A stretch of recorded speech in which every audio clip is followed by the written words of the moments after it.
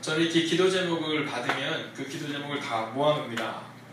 감사금도 기도 제목을 적으시면 제가 기도 제목을 다 적어요. 그래서 한 사람 한 사람 기도 제목이 쭉 많은데, 오늘 제가 이 기도 제목을 보고 이렇게 기도하다가 한 가지 아주 행복하게 느낀 것이 하나가 있었어요. 이게 뭐냐면, 제가 처음 이 교회에 왔을 때, 이번 주일날 설교 때 할 내용이긴 하지만, 이 교회에 왔을 때 기도 제목을 냈을 때 기도 제목들이 많은 게 뭐냐면, 우리 교회 헤어지지 않게 해주세요, 우리 교회 상처가 치유되게 해주세요, 이런 기도가 되게 많았어요.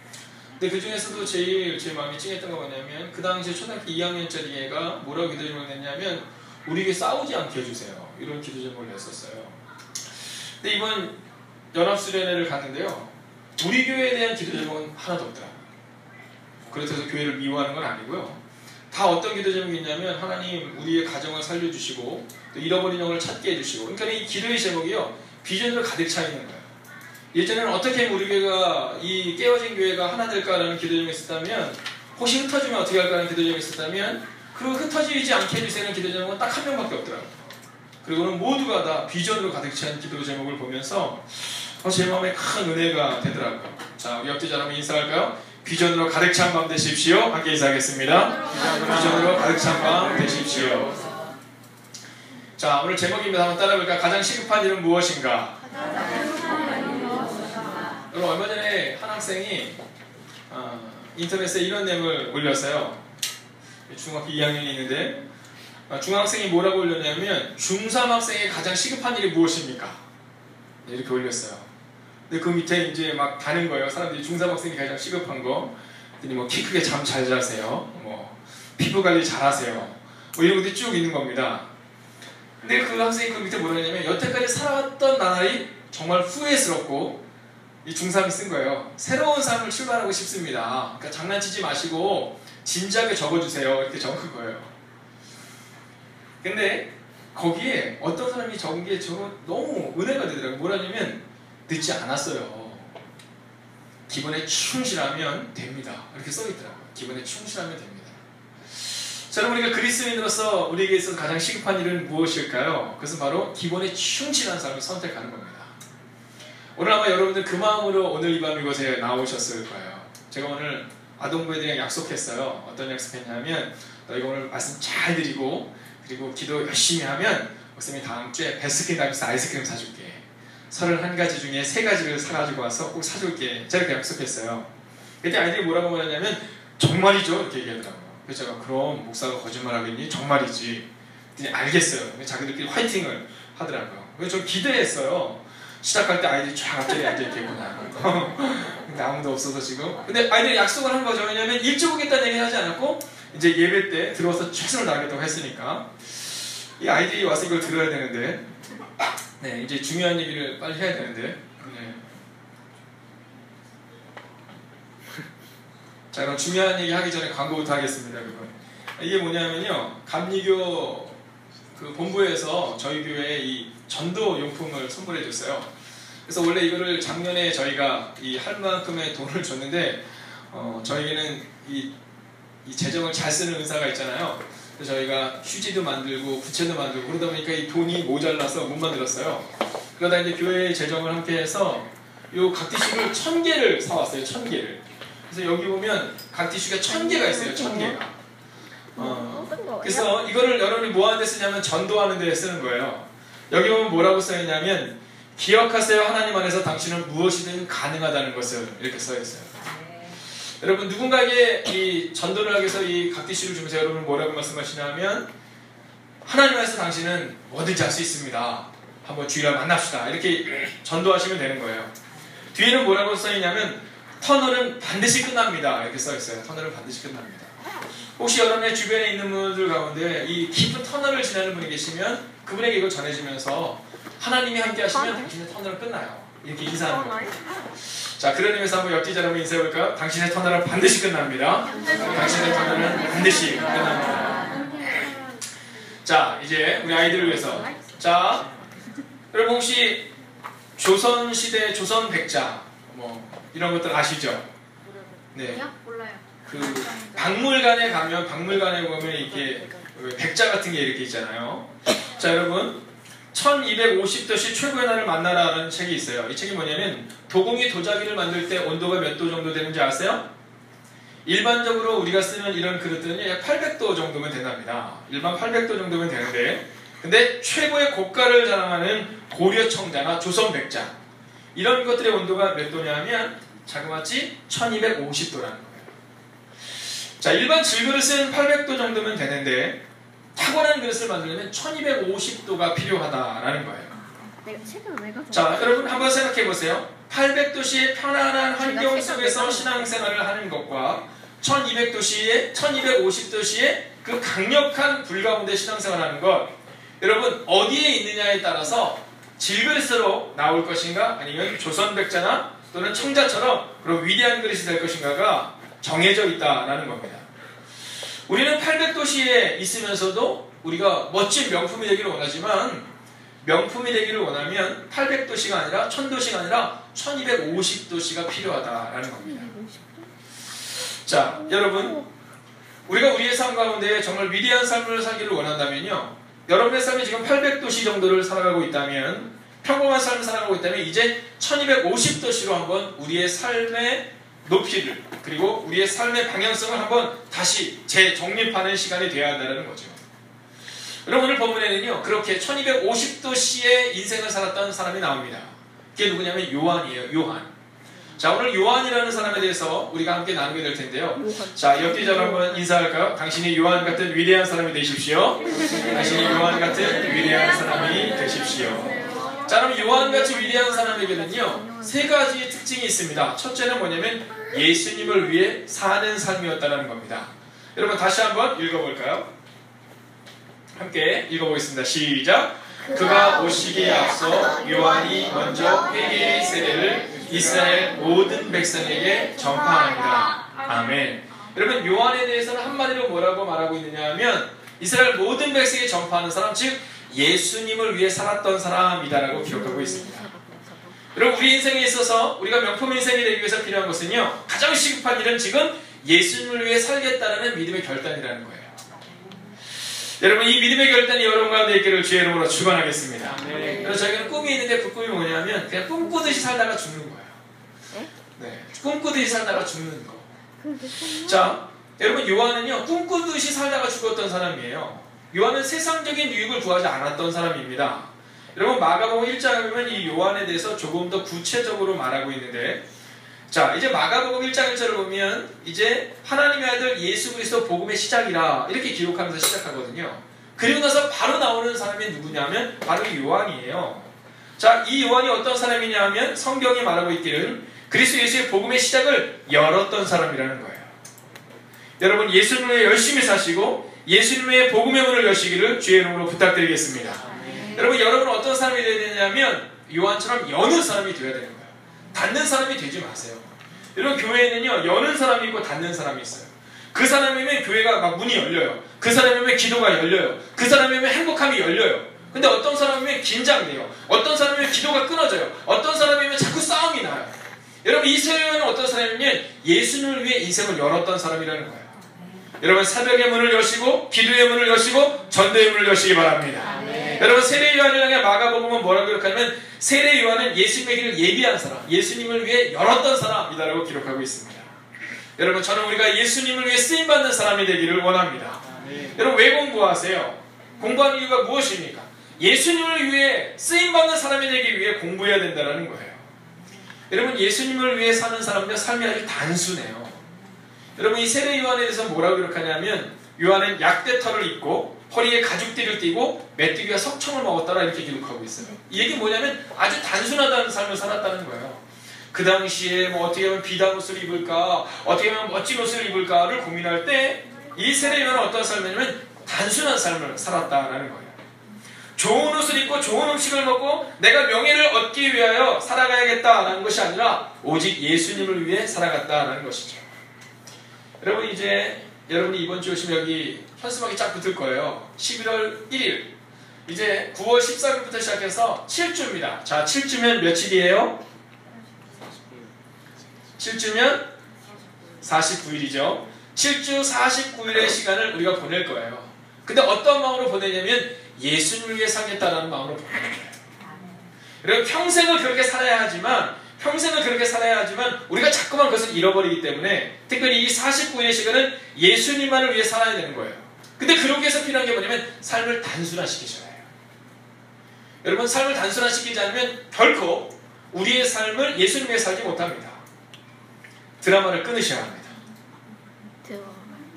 드라마를 끊고 TV를 끊고 그리고 당분간은 게임을 끊고 여러분, 여러분이 좋아하는 것들을 좀 끊어야 돼요.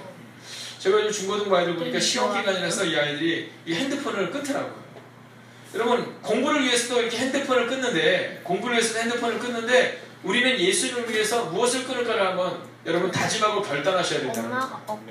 여러분, 무엇을 끊으시겠습니까? 여러분, 오늘 세례 요한은요, 세상의 모든 것을 끊고 광야로 들어갑니다. 그리고 거기서 외칩니다. 뭐라고요? 천국이 가까웠다라고 말합니다. 누구를 위해서? 예수님을 위해 그렇게 살았다라는 거죠. 자, 두 번째, 이 세례 요한은요, 예수님을 위해 살았던 첫 번째 스텝이라면 두 번째 스텝은 뭐냐면 회개의 세례를 전했다. 즉 방향을 돌이켰다라는 겁니다. 여러분, 이 회개라는 것이 여기 보면 회개의 세례 이렇게 나오고 있는데요. 이 회개가 뭐냐면 이제 헬라어 원어를 찾아보면요, 이 돌이키는 삶을 말해요. 돌이키는 삶. 180도 달라진 삶이죠. 그러니까 회개는 뭐냐면 한마디로 이런 거예요. 이렇게 앞으로 가다가 이 길이 잘못됐다 싶을 때 약간 돌아서 멀리 오는 게 아니라 가다가 반대로 180도 돌이키는 삶. 이게 회개라는 거예요. 여러분, 요한은 오늘 마태복음에서 이 회개의 세례를 이라고 말한 건데요. 마태복음에서는 뭐라고 말하냐면 한번 따라해보겠습니다. 회개에 합당한 열매를 맺어라. 회개에 합당한 열매를 맺어라. 여러분, 우리가 회개했느냐 안 했느냐, 우리가 그리스도인이냐 아니냐는요, 우리의 삶의 열매로 알 수 있다는 겁니다.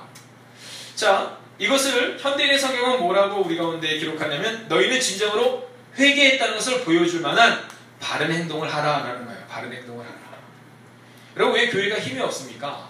교회가 힘이 없는 이유는요, 교인들이 성경 말씀을 몰라서가 아니에요. 여러분, 요즘 성경 말씀 얼마나 많이 합니까? 네, 요즘 젊은 사람들 가운데서는요, 헬라어 히브리어도 공부하는 사람들 많아요. 여러분, 요즘에 이 성경에 대해서 얼마나 해박한지 몰라요. 근데 중요한 것은 뭐냐면 그것에 걸맞는 바른 행동이 있느냐라는 거예요. 오늘 바리새인과 서기관들을 향해서 이 세례 요한이 뭐라고 말하냐면 너희에게 그 바른 행동이 있는가를 돌아보라는 거예요. 기도에 대해서 알지 말고 기도하라라는 거예요. 예배에 대해서 알지 말고 예배의 자리로 오라라는 거예요. 오늘 그것을 세례 요한은 회개의 세례, 즉 방향을 돌이키라라고 말하고 있다는 겁니다. 자, 여러분, 이제 이번 9월 13일이 어떤 날이냐면 지금 가시다 보면 김영준 장로님 어깨가 아니죠. 이거 어디죠? 가슴. 네, 가슴, 여기 윗가슴에 보면 뭐 붙어 있어요. 제 것도 붙어 있죠. 여기에 보면 111 예수행복 축제라고 이렇게 붙어 있어요. 이번 주 이제 주일을 나눠드릴 거예요. 그럼 이거를 차고 다니시는 거예요. 크지 않아요. 아주 작아요. 그래서 글씨도 사실은 잘 안 보여요. 저도 볼 때 이렇게 봤어요. 자, 근데 요거를 다 우리가 차고 다니는데 어떤 마음으로 차고 다니냐면 49일 동안은 내가 내 삶을 방향을 돌이키겠다라는 마음으로 살아가는 거예요. 여러분, 여러분이 가장 소중하게 여기는 것으로부터 한번 돌이켜보는 거예요. 여러분, 내 생각도 돌이키고 드라마도 돌이키고 게임도 돌이켜보는 거예요. 그리고 회개에 합당한 바른 행동이 나에게 있는가를 돌아보는 거예요. 여러분, 말씀을 읽고 기도를 하고 말씀과 기도와 함께 전도의 삶을 살아가는 거예요. 여러분, 오늘 성경은 우리 가운데 그 열매가 있느냐라는 것을 묻고 있다는 겁니다. 근데 교회에서 제일 듣기 어려운 말이 뭐예요? 전도 아닙니까? 전도? 네, 그렇잖아요. 우리 젊은이들에게 제가 들은 얘기 중에 아주 잊지 못한 얘기가 하나가 있는데 저희 예전 교회 청년이 뭐라냐면 저희가 이제 저희 교회에서도 그런 시간들을 갖지만 이 사랑의 쌀 나누기라는 걸 했었어요. 이게 뭐냐면 동네 어려운 사람들에게 20kg짜리 쌀을 이제 나눠주기도 하고 그랬거든요. 근데 한 청년이 뭐라는 게 이렇게 얘기해요. 목사님, 저는요 이 20kg짜리 쌀은 10번, 100번도 나눌 수 있어요. 근데 목사님, 저는 이 2.5g 또는 25g짜리 이 전도지는 못 갖고 나가겠어요. 그럼 어떻습니까? 교회에서 제가 청소는 일주일 동안 할 수 있는데요, 목사님, 제가 이 전도지만큼은 못 갖고 나가겠어요. 사실 이게 우리의 마음이잖아요. 근데 그렇게 하는 이유 중에 하나가 뭐냐면 이 열매에 대한 부담감 때문이에요. 근데 성경은 우리가 뭐라고 말하냐면 나는 심었고 아볼로는 물 주었으되 그것을 누가 자라나게 하신다? 하나님이 자라나게 하신다. 우리가 교만한 거예요. 열매에 대한 것까지도 우리가 책임지려 하니까 자꾸만 우리가 부담스러운 거군요. 열매는 누구에게? 하나님께 있는 거예요. 우리 하나님을 믿고 신뢰함으로 그냥 뿌리기만 하면 된다라는 거죠. 여러분, 이스라엘 백성들이 여리고성을 무너뜨리잖아요. 그죠? 여리고성을 무너뜨리는데 그 무너뜨리는 과정 가운데 이스라엘 백성이 한 일이 뭐 있습니까? 네, 돌기만 했어요. 순종하기만 했어요. 돌면서 막 이러지 않았어요. 오, 무너져라, 이러지 않았어요. 막 염려, 막 마음을 모으고 정신을 모으고 이런 거 안 했어요. 그냥 본 거예요. 왜? 하나님이 돌라고 했으니까. 성경은 때를 얻든지 못 얻든지 주의 복음을 전파하는 일을 우리 가운데 맡기셨어요. 그럼 우리는 어떻게 하면 된다고요? 전하면 되는 거예요. 오든 오지 않든 그건 우리에게 달려있는 게 아니에요. 북악감리교회에 보면 전도로 굉장히 유명하신 권사님이 한 분이 계세요. 이분이 나이가 좀 있으세요. 우리 손대건 선생님 노권사님이신데 이분이 전도를 아주 잘하세요. 근데 이분이 뭐라고 하시냐 하면 이런 얘기 하세요. 내가 조금만 더 젊어서 교회를 나왔으면 전도를 진짜 더 열심히 했을 텐데 너무 억울하다는 거예요. 그러면서 이분이 뭐라 하시냐면 그 억울함 가운데 하나가 뭐냐면 나한테 전도 안 해준 사람들이 억울하다는 거예요. 이분이 뭐라고 표현하시냐면 본인이 좀 젊을 때 성격이 좀 용서하고 들으십시오. 그분 표현이니까 지랄 같았대요. 지랄 같았대요. 지랄 같아도 내가 교회 가지 않는다는 얘기를 한 번도 안 했는데 주변에 있는 사람이 자기한테 교회를 가자는 얘기하는 사람이 자기가 40대가 넘을 때까지 아무도 없었대요. 아무도 없었대요. 근데 어느 날 친구들 개모임을 가는데 그 개모임에서 놀고 있는데 자기 지랄 같은 자기랑 비슷한 친구가 교회를 가더니 그 지랄 맞은 친구가 자기한테 야 너도 성격이 지랄 같아서 누구도 너한테 전도하지 않지 이러더래요. 그래서 나 그냥 전도하는 얘기를 못 들어봤을 테니 오늘 교회 가자 그러더래요. 근데 이분이 뭐라 하냐면 교회 가자 그러는데요. 그 소리가 자기를 확 감싸더래요. 자기가 생각할 때 그 지랄 같은 친구를 볼 때 얘랑 같은 교회는 다니고 싶지 않았대요.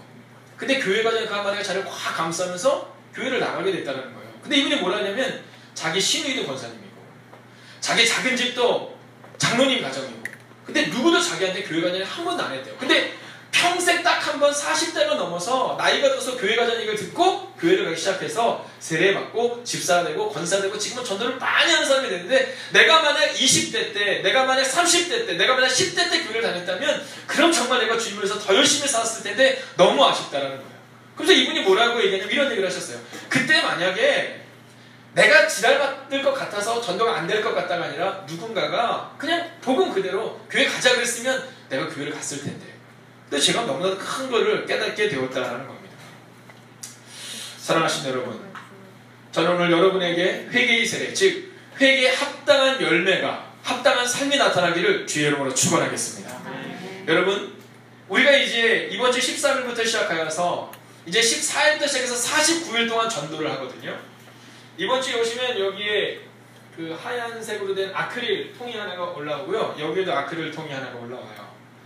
이게 뭐냐면 그 아크릴 통은요, 우리가 기도할 때마다 이제 공을 갖다가 누는 거예요. 또 이쪽에도 공을 갖다가 누는 거예요. 그래서 우리가 기도를 얼마나 많이 했느냐, 또 전도를 얼마나 많이 했느냐를 여기다 누는 거예요. 근데 중요한 것은 전도를 몇 명 했느냐가 아니라 전도를 나갔느냐 안 갔느냐만 확인하면 된다는 거예요. 여러분 손을 들지 마십시오. 시험에 드실 수 있으니까 손을 들지 마시고 자 올해 내가 100번 정도는 전도했다 한번 손 들어보세요. 아니 손 들지 마시고 저한테 표시로 100번 정도 전도했다. 네, 한번 제가 들어보겠습니다. 그렇다고 이렇게 하실 필요까지는 없고 그냥 되신 분만. 자 그럼 50번은 한 것 같습니다. 50번은. 아니 50명을 데리고 왔다가 아니라 50명에게는 내가 교회 가자고 얘기해봤습니다. 손 들어보세요.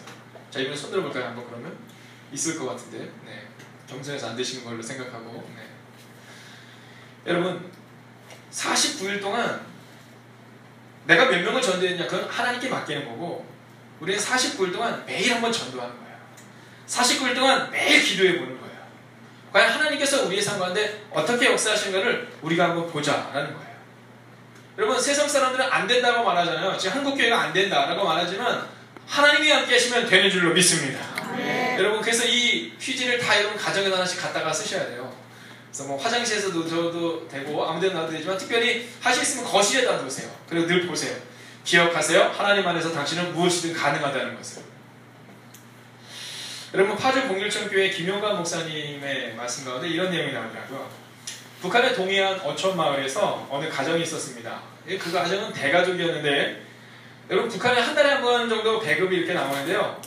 워낙 대가족이다 보니까 이 지금 북한의 이 식량 상황이 매우 좋지 않습니다. 배가 고파서 견딜 수가 없는 상황이 되니까 한 달치를 받는데 열흘에서 15일이면 그게 다 떨어진대요. 그래서 어쩔 수 없어서 이 사람들이 이제 남한으로 이제 내려오려고 마음을 정하게 됩니다. 이 탈출을 계획하고, 여러분 북한은요 이 5호 담당제라는 거 있잖아요. 우리 옛날에 봤던 것처럼. 근데 지금은 다 바뀌어서 3명만 있으면 그 중에 한 명이 다른 사람을 이렇게 우리 표현으로 하면 고발할 수가 있기 때문에 절대로 말을 못한대요. 그래서 가족들끼리 이제 딱 모인 겁니다. 자, 2살짜리, 4살짜리는 손자, 손녀도 있었기 때문에 이 어르신이 온 가족이 함께 이제 배를 타고는 이 아이들은 다 배 안으로 집어넣고, 그리고 이제 노를 짓기 시작하는 겁니다. 왜냐하면 발각될 위험이 있기 때문에 어느 정도 멀리까지 가기까지는 이제 이 배의 엔진을 사용할 수 없기 때문에 이 할아버지, 이 가정의 가장되는 분과 이 아들들이 번갈아가면서 노를 지며 가는 겁니다. 자, 남쪽으로 방향을 정하고 끊임없이 지으면서 가는 겁니다. 짓고 가는 겁니다. 자, 밤새 꿈에 부풀었죠. 이제 우리는 남한으로 간다. 이제 이 시간이 지나면 우리는 남한에서 행복한 삶을 살 수 있을 것이다. 그런데 교대를 가면 열심히 노를 지었는데 서서히 해가 떠오르는 거예요. 그 해가 떠오를 때 이분이 이렇게 고백했다고 해요. 자, 이제 이 해가 떠오르는 것처럼 우리의 인생도 달라질 것이다. 근데 그분이 그때 해가 떠오르는 순간 온 가족들이 경악할 만한 사건이 발생됐다는 겁니다. 그게 뭐냐면 여전히 그 동네 앞바다에 그들이 있었다는 거예요. 그 이유가 뭐냐면 어젯밤 너무나도 불안하고 너무나도 서두르는 과정 가운데 미처 닷줄을 끊지 못하고 배에 노를 지었다는 거예요. 그럼 너무 속상해하지 마십시오. 이제 후에는 이분들이 다시 한국으로 오셨으니까 속상해하지는 않으셔도 됩니다. 자, 그런데 이때 그분들이 한국을 내려오기 전에 이 사건을 통해서 아주 큰 것을 깨달았는데, 끊어야 될 것을 끊지 않으면, 변화를 하기를 원한다면 변화를 하기 위해서 끊어야 될 것을 끊지 않으면 변할 수 없구나 라는 마음을 가지고 이 땅에 내려와서 지금 잘 정착해서 잘 살고 있다는 겁니다. 그리고 한국에서 어려운 시간을 겪을 때마다 그날 그 밤을 생각한대요. 우리가 밤새 노를 저었지만 단 한 순간도 앞으로 나갈 수 없었던 이유는 그 끈을 끊지 않았기 때문이라는 거예요. 여러분 49일의 시간 동안 어떤 일이 일어날까 여러분 궁금하지 않으십니까? 어떤 얘기는 놀라운 은혜가 나타나고 어쩌면 우리의 교회는 놀라운 변화가 나타날 것입니다. 그러나 변화가 나타나지 않을 수도 있어요. 왜요? 그 끈을 끊지 않는 이상 변화가 나타나지 않습니다. 사랑하신 여러분 기억하십시오. 여러분의 인생의 방향을 예수님으로 돌이키시기를 주의 이름으로 축원하겠습니다. 자, 그때 이름으로 한번 인사하겠습니다. 끊어야 될 것을 끊어야 합니다. 함께 인사할까요?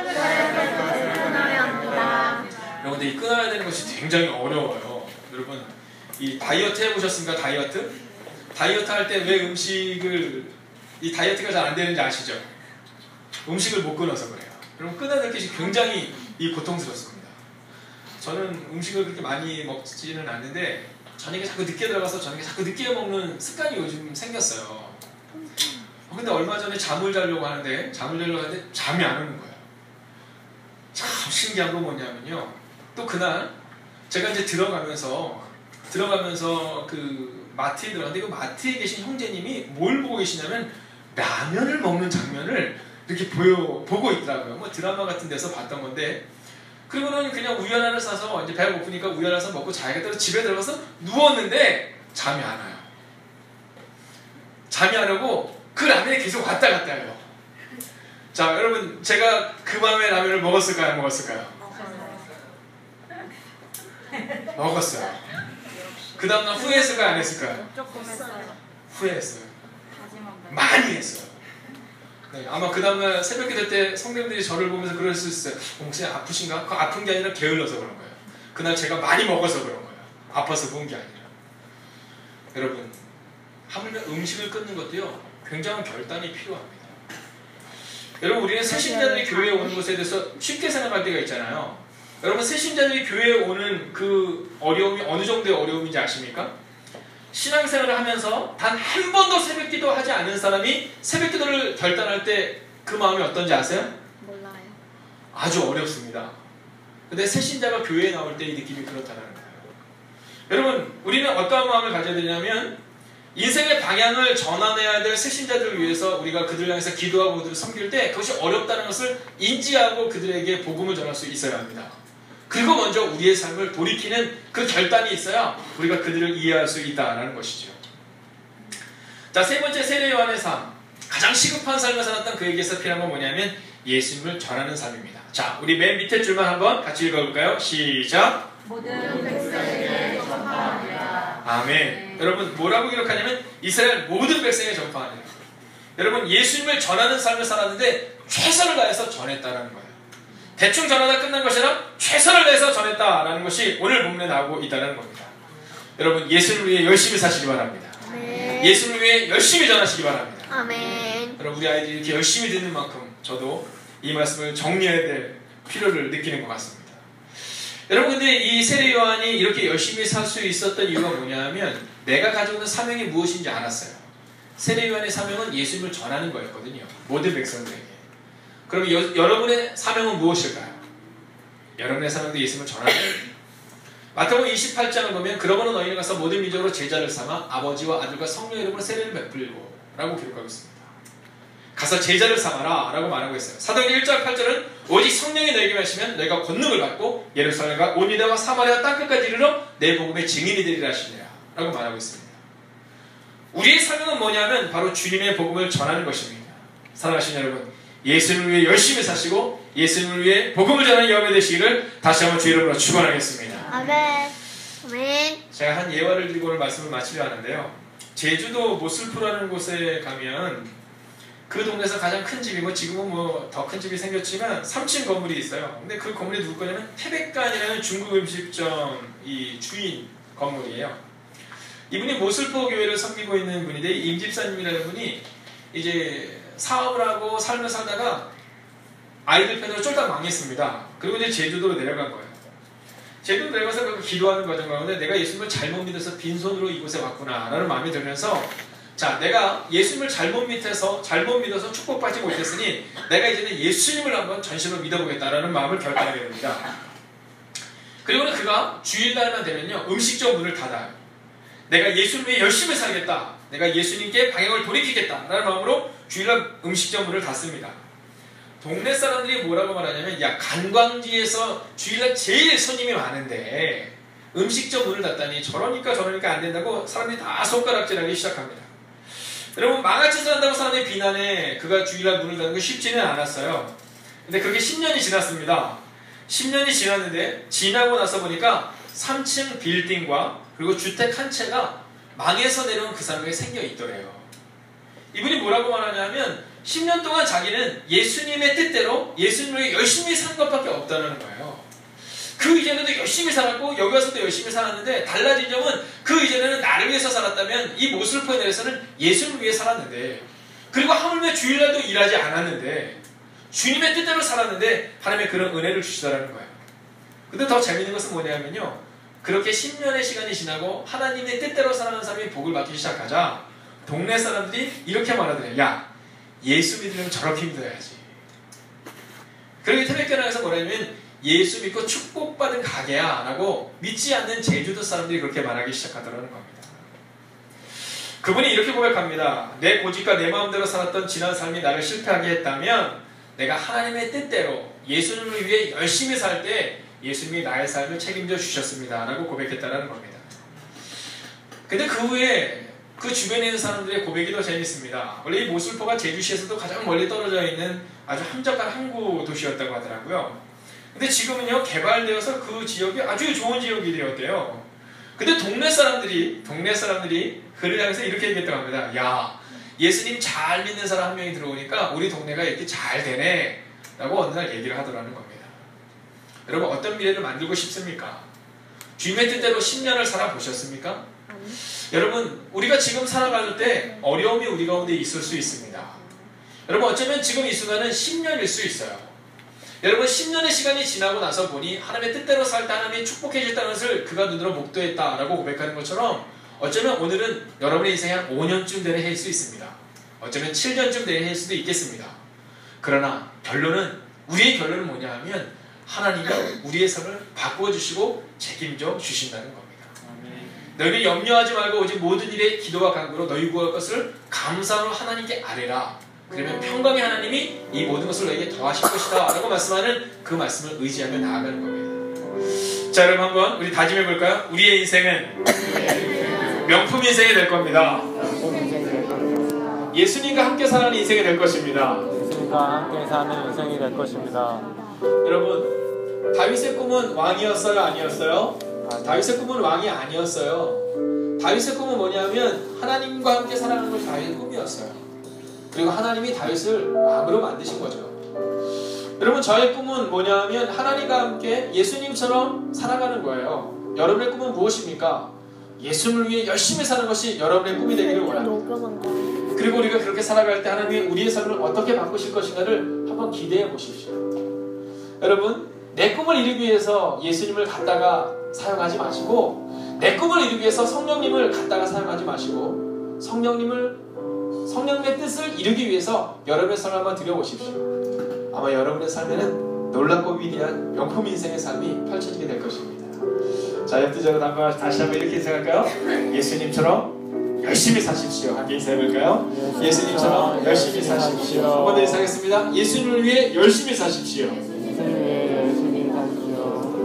여러분, 예수님의 삶을 흔히 착각하지 마세요. 예수님이 얼마나 열심히 살았는지요. 성경에 보면 예수님이 식사할 시간도 없을 만큼 그렇게 열심히 사역하셨대요. 여러분, 밥 먹을 시간도 없을 만큼 그렇게 열심히 사셨던 분이 예수님이세요. 그래서 우리가 예수님처럼 살기를 원한다면 그렇게 열심히 살고 열심히 기도하셔야 해요. 오늘 우리 전도사님이 아까 불렀던 마지막 찬양 미랄이라는 곡인데 저 이 찬양 들으는데 너무 은혜가 되더라고요. 여러분, 생명이 또 다른 생명을 낳고 주님 볼 수 있다면 나의 삶과 죽음도 아낌없이 드리리. 여러분, 우리 사실 이렇지는 못하잖아요. 그죠? 죽음을 각오하면서까지 전도하진 않잖아요.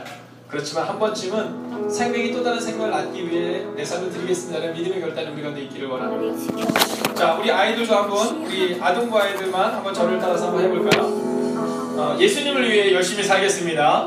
예수님을 위해 열심히 살겠습니다. 좋아요. 자, 우리 중고등부 청년들도 한번 저를 따라볼까요? 예수님을 위해 열심히 살겠습니다. 좋아요. 여러분, 우리가 이 찬양을 드리고는 그렇게 기도하는 거예요. 여러분, 하나님의 미랄이 된다는 것은 뭐냐면요, 우리가 죽는 걸 말하잖아요. 여러분, 우리가 죽는다는 것은 어떤 거예요? 여러분, 그것은 우리의 것을 포기하는 거잖아요. 저는 중고등부 아이들이 꼭 공부를 잘해야 한다고는 생각하지 않습니다. 그러나 성실한 삶을 가지고 살아간다는 것은 분명하다는 것을 잊지 말아야 됩니다. 저는 우리 청년들도 마찬가지입니다. 청년들에게서 지금 가장 중요한 것은 뭐냐면 성실한 삶이거든요. 여러분, 예수를 위해 산다는 것은 여러분의 삶에 대해서 성실하게 최선을 다하는 거예요. 우리 장례 성도들도 마찬가지 아니겠습니까? 지난주 제가 교회를 왔는데 제가 습관이 하나 있어요. 그 습관이 뭐냐면 이 냉장고 문을 여는 거예요. 어렸을 때부터 습관이었어요. 냉장고. 집에도 지금도 들어가면 이렇게 냉장고 문을 열어요. 뭐 없어도 이렇게 열어서 자꾸 봅니다. 네. 어렸을 때부터 습관이에요. 근데 제가 냉장고를 딱 열었는데 청년 한 명이 저한테 그러는 거예요. 목사님, 먹을 게 너무 없죠? 저희가 다 먹어서. 이렇게 얘기하는 거예요. 근데 그날 낮에 제가 김용전을 만났거든요. 근데 김용전님이 그 강선희 권사님에게 뭐라고 하면 이렇게 말씀하셨어요. 여보, 그 밥 좀 주기를 더 많이 해놔. 청년들 와서 밥해서 먹지 않게 많이 해놓으면 냉장고에 넣고 먹으면 좋을 것 같아. 그래서 제가 그날 그 청년한테 이렇게 얘기했어요. 야, 어린이들이 얼마나 상하신지 알아? 너희 냉장고에 있는 거 너희 다 먹어도 괜찮아. 너희 다 먹어도 괜찮아. 이렇게 얘기했어요. 그러면서 제가 한 가지 덧붙인 게 있습니다. 대신 예수를 위해서 우리 열심히 살자.